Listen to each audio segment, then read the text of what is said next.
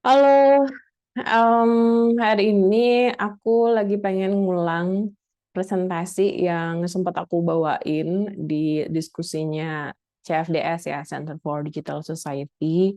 Waktu itu kalau nggak salah ingat tema diskusinya itu tentang masa depan dunia kerja dan pengaruh teknologi. Kira-kira gitu deh kalau nggak salah. Aku agak lupa ya. Tapi nanti untuk link diskusi fullnya ada di bawah ya. Aku kasih link yang diskusi CFDS gitu. Tapi aku mau share satu bagian yang menurutku mungkin ini menjadi concern akhir-akhir ini gitu, dan pengen banget sih kalau misalnya ini bisa apa yang menjadi pemantik diskusi buat teman-teman yang berminat untuk diskusi lebih lanjut gitu ya.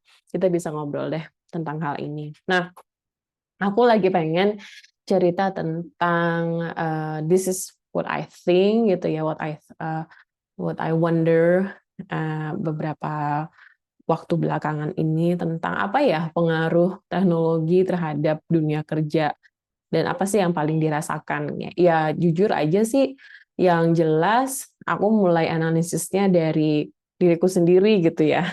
Bekerja sebagai dosen, terus apa sih yang berubah gitu dari apa pekerjaanku sebagai dosen gara-gara teknologi digital.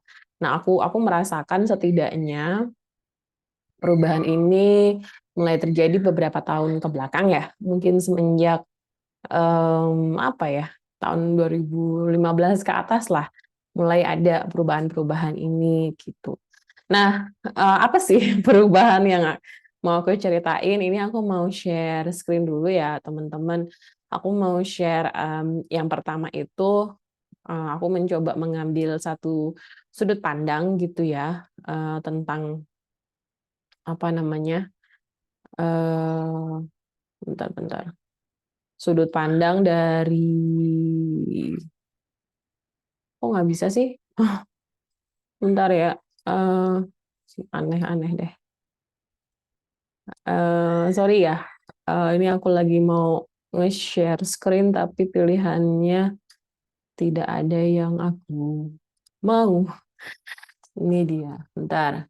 Oh, ini advance. Slide as virtual background. Terus aku mau share. Nggak ada ya. Yang ini. Oke. Nah, ini ya teman-teman, aku skip aja ini judulnya. Aku clickbait aja sebenarnya kemarin judulnya gitu. Tapi aku mau share yang ini deh. Jadi balik lagi, apa pandanganku tentang pengaruh teknologi digital terhadap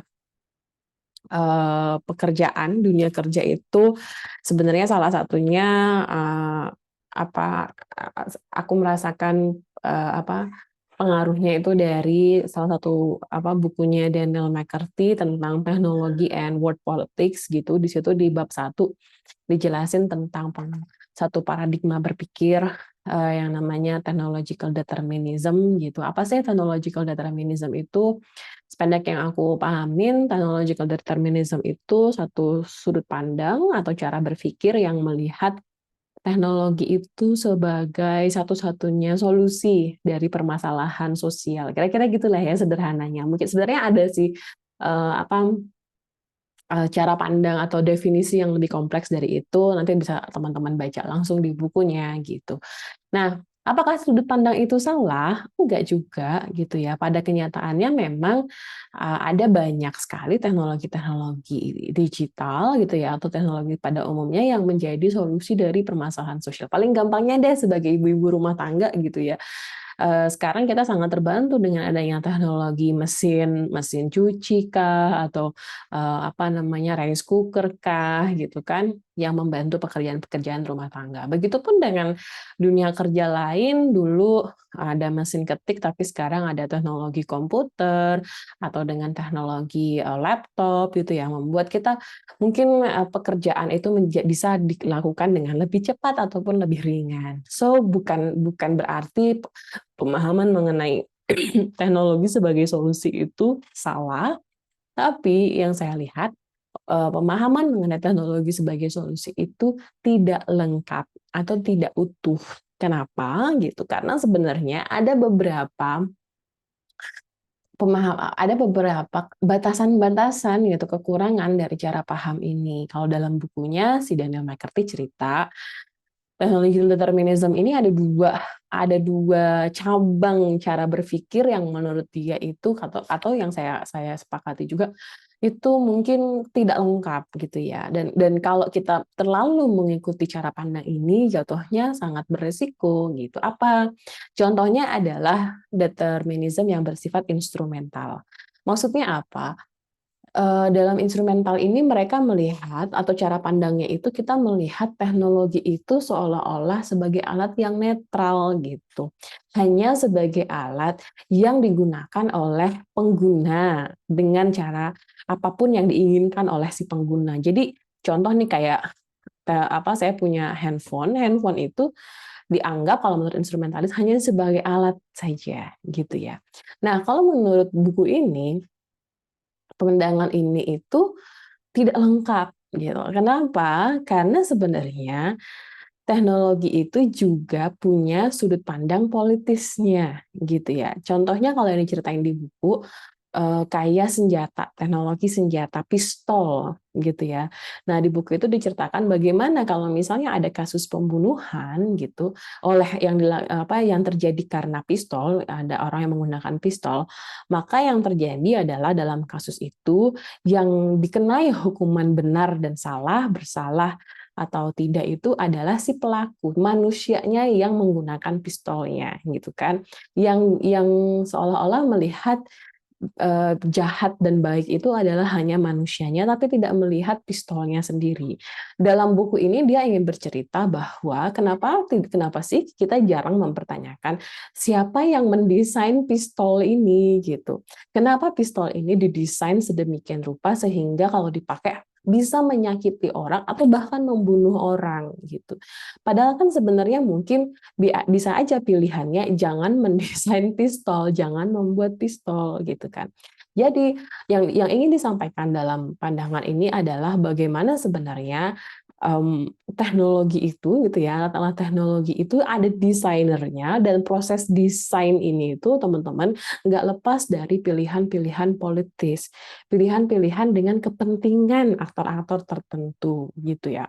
Contohnya lagi, misalnya, ini yang riset yang lagi saya jalanin gitu ya, dengan membuat teknologi aplikasi untuk ojek online gitu misalnya. Nah, pandangan instrumentalism akan melihat bahwa aplikasi ojek online itu is politically neutral. Maksudnya apa?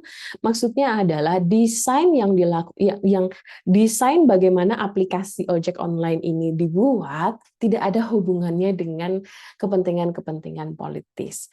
Kalau menurut pandangan McCarthy ini, pemikiran seperti itu tidak lengkap. Kenapa? Karena sebenarnya dalam aplikasi digital itu juga ada banyak keputusan-keputusan politis demi kepentingan satu pihak dan bisa merugikan pihak-pihak lain. Contohnya apa? Contohnya bagaimana desain mengenai logaritma itu dibuat gitu ya. Bagaimana desain mengenai algoritmic matching atau dynamic pricing. Algoritmic matching itu tentang bagaimana satu aplikasi bagaimana aplikasi menjembatani satu user yang driver dengan user lain sebagai customer. Nah, itu kan bersifat otomatis ya, menggunakan logaritma. Begitupun dengan penentuan harganya gitu ya. Penentuan harganya itu dilakukan oleh logaritma. Pandangan instrumentalis akan melihat bahwa penentuan harga ataupun penentuan siapa yang mendapatkan user customer ini itu bersifat otomatis dan dan tidak ada pengaruhnya dengan kepentingan politis. Padahal sebenarnya yang terjadi di lapangan, teman-teman, misalnya seringkali pilihan-pilihan ini tuh tidak sensitif terhadap isu-isu sosial, atau bahkan pilihan logaritma ini justru merugikan beberapa pihak gitu. Contoh misalnya yang kemarin saya habis FGD gitu ya dengan ibu-ibu ojol, seringkali misalnya logaritma ini tidak sensitif, tidak peka gitu ya dalam menentukan customer untuk ibu-ibu ojol. Seringkali yang ibu-ibu ojol ini misalnya sering mendapatkan cancel gitu, banyak customer-nya yang cancel karena customer-nya itu adalah laki-laki. Sementara budaya kita di Indonesia itu melihat laki-laki itu seringkali merasa sungkan atau enggan kalau dapat drivernya perempuan gitu ya. Nah, akhirnya karena mereka merasa enggan, sungkan, nggak mau disetirin sama ojol perempuan, mereka sering cancel. Padahal pilihan cancel dari customer itu berpengaruh terhadap performa dari driver ojol, baik dia laki-laki maupun perempuan.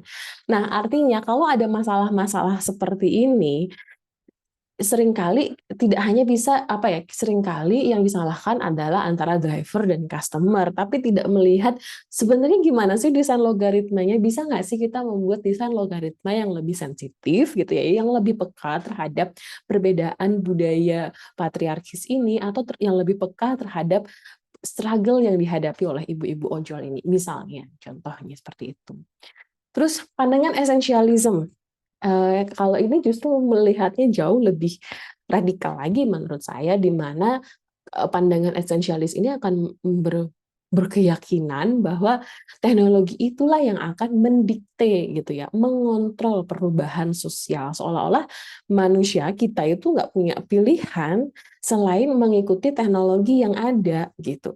Kalau sekarang zamannya orang pakai smartphone, kita nggak pakai smartphone, berarti yang ketinggalan zaman tuh kita gitu. Nah, ini menurut saya juga pandangan yang seolah-olah menempatkan posisi teknologi itu lebih powerful dibandingkan dengan manusianya sendiri, gitu kan. Cuman pertanyaannya adalah, apakah pandangan-pandangan seperti ini yang mau kita amini gitu ya, menjadi pandangan dominan dalam sudut pandang kita, atau kita juga mau mencari sudut pandang alternatif lain dalam melihat teknologi. Nah, berkaca pada technological determinism ini, teman-teman, akhirnya membuat saya berpikir, iya ya, gimana dengan pekerjaan saya sendiri sebagai dosen, seberapa banyak dikte atau seberapa banyak kontrol teknologi digital terhadap cara saya melakukan pekerjaan sehari-hari. Dan ternyata mau nggak mau saya juga harus mengamini bahwa dalam dunia pendidikan tinggi di Indonesia, teknologi digital itu sangat berperan dalam mendikte gitu ya, menentukan dunia pekerjaan, hasil pekerjaan dari dosen ataupun tenaga pendidik lain yang bekerja di kampus. Nah, ini saya ambil istilahnya platform governance gitu ya. Kalau sebenarnya platform governance ini dapat inspirasinya dari berbagai diskusi mengenai digital platform. Ada bukunya Jose Van Dijk tentang platform society gitu ya. Di buku itu dia mendiskusikan bagaimana sebenarnya ada tren tentang platformisasi, proses-proses yang membuat berbagai interaksi sosial dan interaksi ekonomi itu semakin semakin difasilitasi, semakin berpindah ke arah platform digital gitu ya. Terus ada juga bukunya Nick Schrick tentang platform kapitalisme gitu ya, yang memperkenalkan bentuk bentuk variasi kapitalisme baru melalui platform digital ini. Nah, apa yang saya maksud dengan platform governance di sini adalah bagaimana saya melihat tata kelola pendidikan tinggi kita itu sangat dipengaruhi oleh platform digital gitu ya.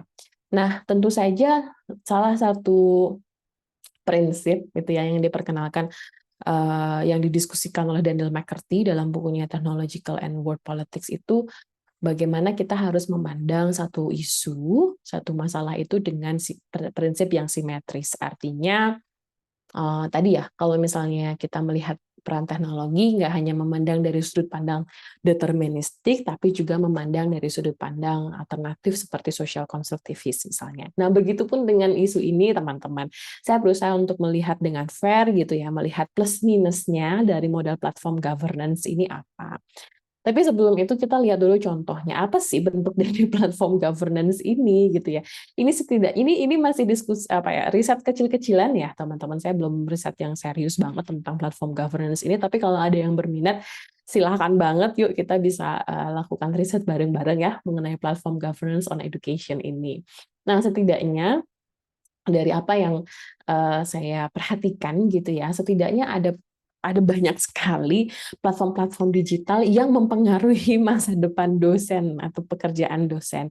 Contohnya saya di UGM gitu ya, kita itu harus tergabung sebagai user dari si Master UGM untuk semua urusan gitu ya, termasuk urusan gaji, urusan HRD gitu ya, urusan apa namanya tridharma pendidikan kita gitu ya, penelitian, pengajaran, pengabdian masyarakat, itu semua harus terkoneksi dengan si Master UGM. Artinya, gini, artinya kalau saya ingin menunjukkan bahwa saya melakukan tridharma saya melakukan, saya mengajar, saya meneliti, dan saya melakukan pengabdian masyarakat, semuanya itu harus terdokumentasi di platform si Master ini.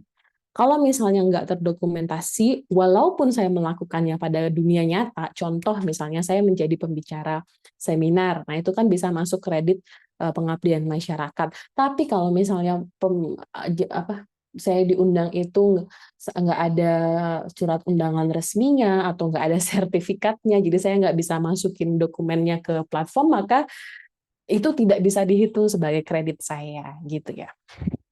Nah, lalu yang kedua ada juga platform Sinta. Kalau Sinta ini sependek yang saya pahamin gitu ya, ini terkait dengan semacam akun indeksasi gitu ya, indeksasi penelitian dan publikasi dari dosen gitu.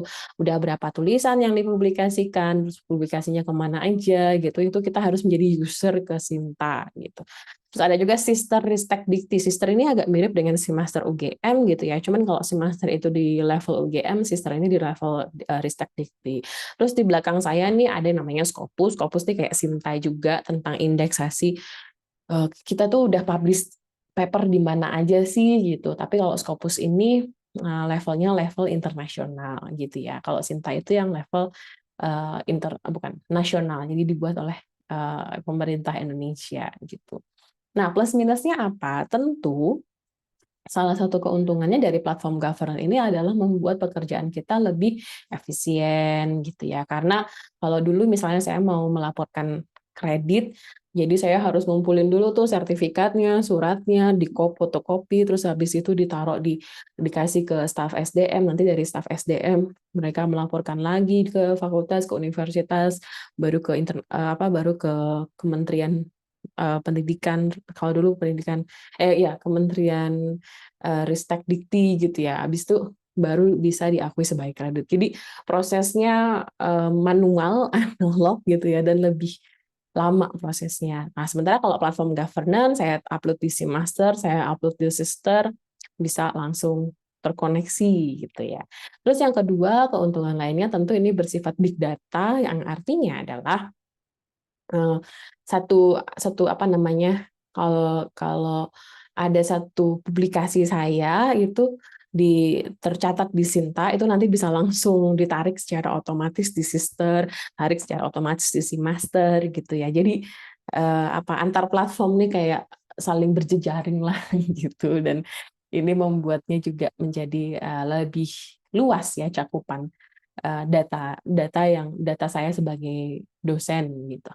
Terus tentu ini juga masalah pengurangan biaya gitu, nggak perlu fotokopi, nggak perlu apa namanya nyediain dokumen print gitu kan, semua tinggal upload gitu aja. Terus yang berikutnya juga tentang real virtual interactions. Jadi banyak juga sekarang pelatihan-pelatihan gitu ya, atau workshop-workshop terkait tentang profesi dosen itu dilakukan dari Zoom, terus nanti bisa dapat otomatis direkognisi di akun platform digitalnya gitu ya. Jadi ini interaksinya nggak lebih fleksibel sebenarnya. Saya nggak harus selalu ada di Jogja gitu, tapi saya juga bisa dari luar kota namun tetap melakukan pekerjaan sebagai dosen dan memenuhi tridharma gitu. Terus kekurangannya apa? Atau mungkin bukan kekurangan sih ya, kalau menurut saya lebih ke hambatan sih ya, atau tantangannya dari platform governance ini apa? Yang pertama adalah bagaimana menurut saya platform governance ini masih dipengaruhi oleh budaya-budaya distrust, budaya-budaya yang suuzon kalau bahasa kamunya ya, lebih suuzon sama bener nggak sih nih dosennya habis ngisi seminar, atau bener nggak sih nih dosennya habis publikasi jurnal gitu. Nah, nanti saya kasih tahu contoh bagaimana praktek-praktek distrust ini akhirnya jatuhnya bukannya memberi keringanan pada pekerjaan dosen, tapi justru nambah ribet gitu pekerjaan dosen ini. Terus yang kedua, adanya alienasi ya. Ini menurut saya di beberapa prakteknya gitu, saya melihat atau memperhatikan, mengobservasi platform governance ini membuat dosen itu, atau setidaknya buat saya sendiri gitu ya, merasa semakin terasingkan. Kenapa? Karena satu, pekerjaan dosen tuh menurut saya sudah cukup banyak ya tanggung jawabnya, mengajar, meneliti, melakukan pengabdian masyarakat. Terus sekarang ditambah dengan kerjaan administrasi seperti ini, harus update akun si master, harus update akun sister, Sinta, Scopus, harus ini, harus itu. Jadi seolah-olah waktu 24 jam sehari yang saya punya itu habis gitu untuk urusan pekerjaan ini, dan ngerasa apa ya, sendiri aja gitu ya, asing aja, sepi aja gitu. Jadi nggak punya banyak waktu untuk interaksi.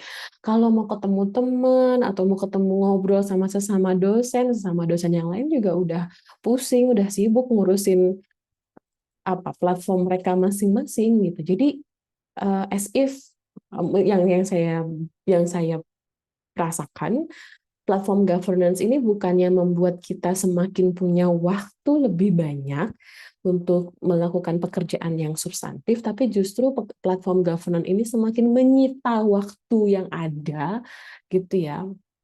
Anggaplah waktu dosen sehari kerja mungkin udah 8 sampai 9 jam, tapi gara-gara platform governance ini kita kudu nambah lagi sampai 10-12 jam gitu. Waktunya semakin sempit untuk melakukan hal-hal lain, termasuk interaksi sosial deh akhirnya yang dikorbankan begitu. Terus precarious, ini juga membuat situasinya semakin precarious. Kenapa? Karena peraturan dari setiap platform ini beda-beda, tiap tahun ada aja yang berubah gitu. Udah gitu seringkali yang terjadi adalah koordinasinya tidak antisipatif gitu ya. Harusnya misalnya kita udah dikasih waktu 6 bulan gitu ya, atau dikasih pengumuman dulu 6 bulan untuk update data-data. Jadi kan kita bisa bagi-bagi ini tugasnya, bisa dicicil lah kerjaannya. Tapi yang terjadi seringkali kita misalnya di dosen hanya dikasih waktu beberapa hari gitu, 3 hari untuk update semua kinerja-kinerja atau update semua file-file dokumen di akun si master ini gitu. Dan akhirnya apa? Ya ini yang saya rasakan itu membuat saya semakin merasa dehumanize gitu ya. Dehumanize itu maksudnya saya merasa saya hanya dianggap dosen baik atau enggak baik itu tergantung saya rajin apa enggak upload dokumen. Tapi bukan bukan dilihat dari seberapa banyak ilmu yang bisa saya bagikan pada masyarakat, siapa aja yang menerima ilmu saya gitu ya. Contoh misalnya kalau saya ngobrol atau saya bagi-bagi saya memimpin diskusi atau gabung diskusi dengan ibu-ibu ojol misalnya tentang platform digital dan lain-lain, dan itu kan sifatnya informal ya, nggak ada surat undangan, nggak ada sertifikatnya, ya itu saya tidak dipandang sedang bekerja gitu.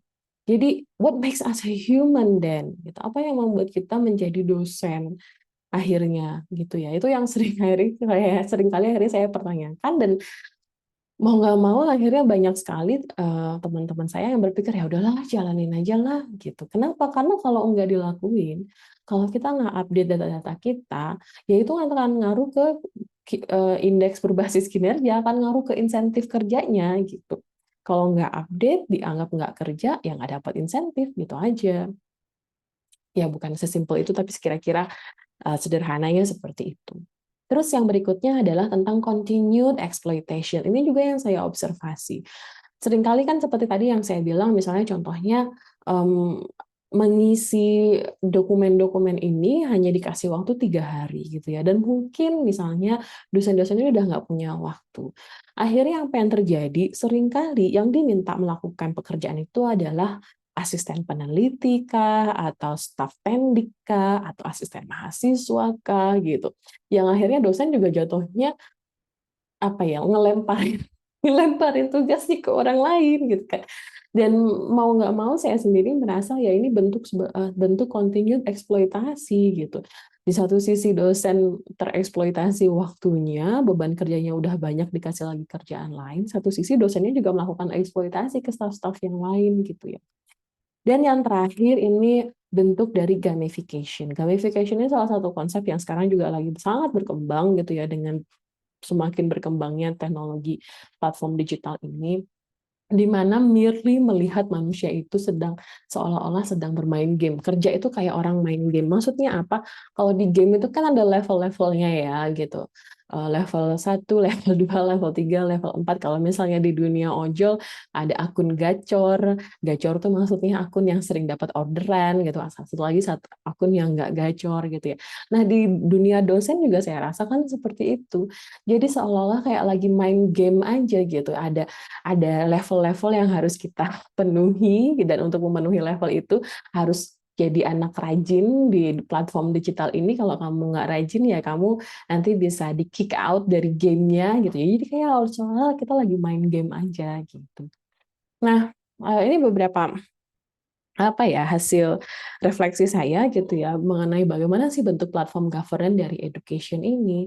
Silahkan kalau teman-teman ada yang berminat, kita bisa diskusi lebih lanjut ya. Atau mungkin ada yang punya opini yang berbeda, kita bisa bikin podcast nih berikutnya untuk diskusi lebih lanjut. Tapi ini terakhir saya mau ngasih contoh satu aja gitu dari bentuk normalisasi distrust gara-gara platform governance ini. Saya nggak tahu teman-teman setuju apa enggak. Ini saya ambil dari data saya pribadi gitu ya. Jadi misalnya kemarin contoh, saya habis publish satu artikel jurnal internasional gitu, dan untuk melaporkan artikel jurnal ini sebagai bentuk kinerja saya sebagai dosen, maka saya harus upload dokumennya ke platform si master itu. Nah, teman-teman, ini saya kasih buka nih, apa aja sih syarat yang diminta untuk upload, untuk membuktikan bahwa saya publish artikel jurnal. Yang pertama diminta adalah saya harus upload paper yang saya tulis, which is fine gitu ya, karena menurut saya itu normal, kita harus menunjukkan apa yang sudah kita kerjakan. Tapi syarat yang kedua nih menurut saya tuh agak patut dipertanyakan gitu. Jadi saya diminta untuk mengupload hasil turn it in dari paper saya untuk menunjukkan bahwa paper saya tidak plagiat. Nah, yang menjadi persoalan adalah paper saya ini kan udah publish ya, artinya udah ada di akses internet online, bisa dibaca oleh siapapun, dan itu akan menjadi basis untuk mengukur yang ada di Turnitin disebut plagiat atau enggak. Tapi karena diminta adalah anti plagiat, jadi saya harus masukin lagi paper saya, dan otomatis ketika saya masukin di Turnitin, ya hasilnya adalah 99% plagiat karena paper saya udah publish gitu. Walaupun emang akhirnya mekanismenya balik lagi mekanisme manual yang dipakai. Jadi saya tetap harus masukin hasil Turnitin itu, tapi nanti tergantung dari saya tergantung dari kebijaksanaan asesor ya sebagai tim penilai yang melihat, oh ya ini walaupun hasilnya 99% tapi karena emang udah publish, jadi menurut asesor itu nggak masalah gitu loh. Ya kan? Agak aneh juga kenapa sih harus diminta hasil anti plagiasi bagi paper-paper yang udah publish. Terus yang berikutnya adalah kita harus menunjukkan bukti korespondensi dengan pengelola jurnal dan reviewernya. Nah, saya nggak tahu kenapa harus kenapa sebegini ketatnya gitu untuk menunjukkan bahwa saya publish jurnal atau enggak. Karena misalnya contoh, ada satu paper, misal saya ya, satu paper itu bisa terbit 2-3 tahun setelah submit, yang dimana kenapa bisa lama, karena ada proses review yang bolak-balik gitu ya, dapat komentar dari reviewer dan lain-lain, yang artinya korespondensinya banyak.